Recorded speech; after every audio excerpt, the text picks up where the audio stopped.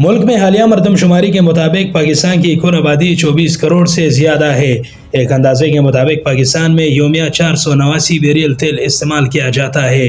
یاد رہے کہ ان دنوں پاکستان میں حکومت اور پاکستان پیٹرولیم ڈیلرز ایسوسی ایشن کے درمیان معاملات پیچیدگی کا شکار ہے۔ پاکستان پیٹرولیم ڈیلرز ایسوسی ایشن کا حکومت سے مطالبہ ہے کہ بڑھتی ہوئی مہنگائی کے پیش نظر حکومت ان کے مارجن یا کمیشن میں اضافہ کرے اور اسمگل شدہ ایرانی تیل کے فروخت پر پابندی کے لیے اقدامات اٹھائے۔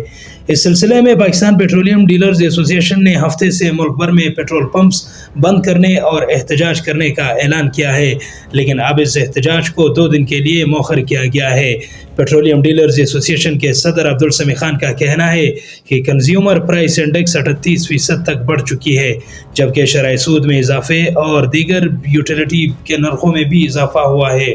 عبدالسمیع خان کا مزید کہنا تھا کہ سستے ایرانی پیٹرول اور ڈیزل کی اسمگلنگ کی وجہ سے ان کی فروخت میں 30% کمی آئی ہے۔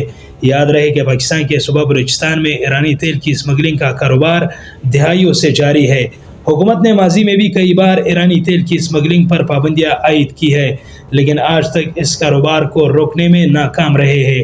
بلوچستان کے تقریباً تمام پیٹرول پمپس پر ایرانی ڈیزل اور پیٹرول بنسبت پاکستانی تیل کے سستا دستیاب ہوتا ہے۔ صوبہ بلوچستان کے اکثر لوگوں کا کاروبار ایرانی تیل کی اسمگلنگ سے منسلک ہے۔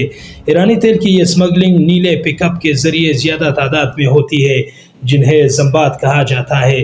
اس تیل کی اسمگلنگ صرف بلوچستان کی حد تک نہیں ہوتی، بلکہ ایرانی تیل پہلے بلوچستان کے مختلف علاقوں میں اسمگل ہوتا ہے، اس کے بعد یہ تیل کراچی سمیت ملک کے مختلف شہروں میں بھیجا جاتا ہے، جس پر پاکستان پیٹرولیم ڈیلرز ایسوسی ایشن کو شدید تحفظات ہے۔